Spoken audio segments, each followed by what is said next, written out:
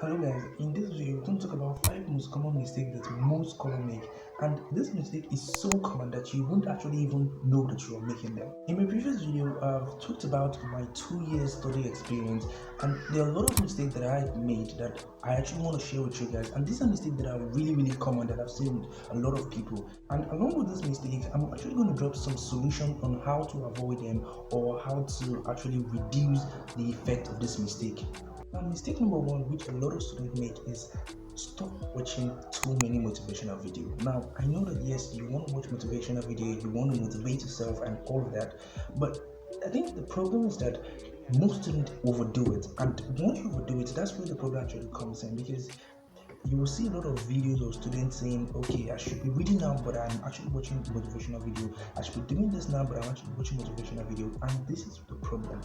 Yes, you want to watch motivational video, but limit it to a certain amount, because the more you keep consuming motivational video, the more motivational video you need to watch to actually start studying. It's just like alcohol or drugs. That the more you go, the more you need to consume yourself to get to that certain stage of yourself. Because each time you watch motivational video, your brain releases a huge amount of dopamine that makes you actually want to do something.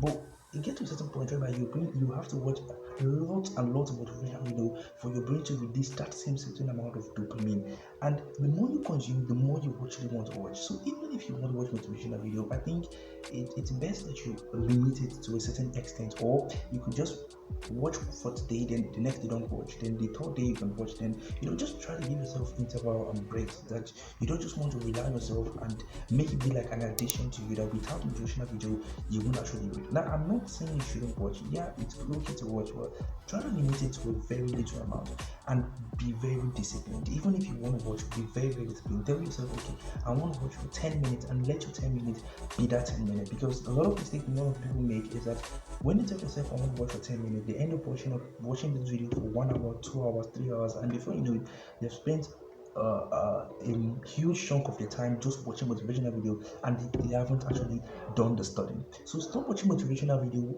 way too much. If you're watching it just minimum, it's okay, but when you keep watching it too much, then I think it has an adverse effect on you. And the next mistake is actually solving practice problem. Now, I remember when I was in school, I was always shy, or I didn't actually want to solve practice problem because I felt like it actually killed my motivation. Each time I solve a question under a topic that I just recently read, and I failed one particular question, I felt like, oh God, why would I fail this question? Because it actually made me feel less motivated, because I was feeling like I shouldn't feel this question. And this is one of the reasons why a lot of students actually running from trying to solve questions, because they feel like, okay, I shouldn't fail this question. And each time they fail question, they always feel bad about themselves. They're always like, what's the point of reading? Yes, I got to that point. I felt like, what's the point of reading if I would read and still fail questions? But I think there was a different point of view to solving practice problem. Because I noticed that one thing it really helped me to do was it made me understand the point where I was weak, the point where I literally didn't even realize, because there was a lot of things that I read, but I just skimmed through some certain page, and yeah, and in those pages there were a lot of useful information which I didn't really realize at that time. And if I hadn't gone through this practice problem, I wouldn't have realized that these things were actually in the textbook.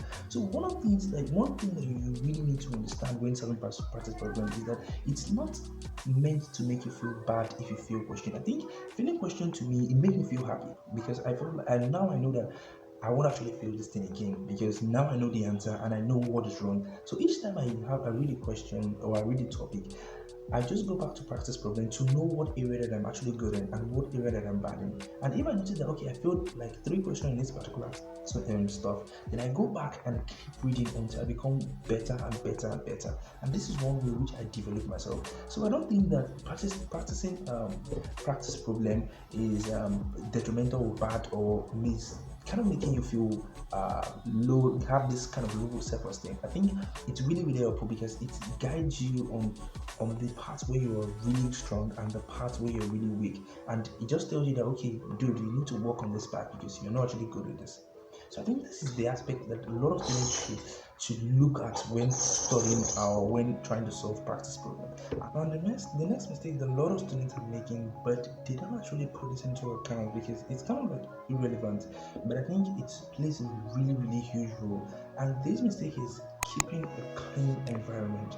Now I think it's really important to keep a clean environment because the cleaner your environment, the more stable your brain is about studying and the more you're able to accumulate more knowledge. In fact, there was a study made in the university where they had two sets of students, one in a clean environment and the other in a kind of a dirty environment. And the results were staggering because those students who were actually kept in a clean environment stored more than twice the amount of knowledge than those who their environment were actually dirty. And this is to tell you that the dirtier your environment, the lesser your ability to stay focused and study. Because most students are actually a clean freak, and if you're actually staying in a very dirty environment, your mind is not actually going to be focused in that book because your mind is like, okay, I should clean here, okay, I should arrange here, okay, I can do this, I can do that.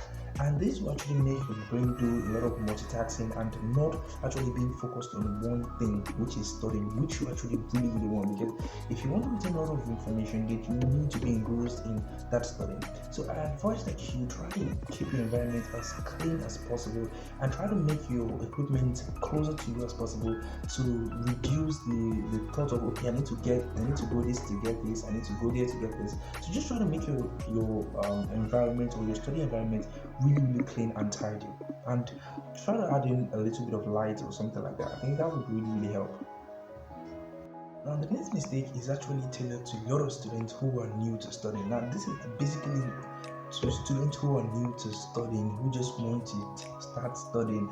And this was a mistake that I actually made myself a lot of time when I started studying, and this is taking shorter breaks.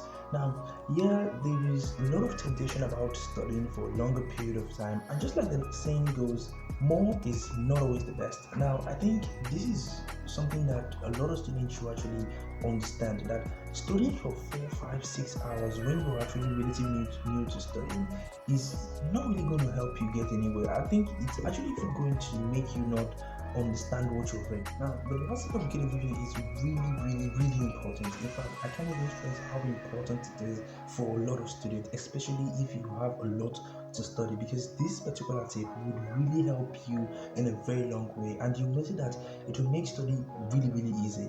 And this tip is mnemonics. What are actually mnemonics? Now, mnemonics are word, letter, or their phrase that actually help you to retain information or make you to remember something that you've actually forgotten. Now, it's really hard, or it's really difficult to remember some certain stuff, especially if you have about 3-4 topics you want to read, and especially if this is a topic that you don't really like. Now, I had a lot of topics that I didn't really like, but with the aid of mnemonics, you would be able to retain those information and remember those information as quickly as possible. There are countless mnemonics that you can find online. Mnemonics, for myself, I think planetary mnemonics, like my very earthly mother just sold umbrella new part, which stands for Mercury, Venus, Earth, Mars, Jupiter, Saturn, Uranus, Neptune, Pluto. Now, this is something that you can really remember. So I have another, which is stop calling me a zebra. Instead, try learning how mercury, copper saves gold. Now, this is actually one I used to know the electropositivity of metals. Now, mnemonics are really important in everyday aspect of study, because the truth be told, it's hard to remember a lot of information, but with the aid of these mnemonics, you would be able to retain information on a long run and remember it as quick as possible without even trying to strain your brain. So there are a lot of mnemonics online. Like I said, you could make research and try to create your own mnemonic if you feel like you can actually understand those which are online. The usefulness of mnemonics are really underestimated, because it can be used for so many varieties of things with any topic at all. Even without studying, you can use mnemonics outside of studying to remember something that you don't want to actually forget. So I think it's really important to use that, because 80% of what I read, I use mnemonics sometimes. And some people are like, I know some people argue and they're like, oh no, mnemonics, sometimes you actually forget mnemonics. Yeah, sometimes you might forget mnemonics if you have too many in your mind.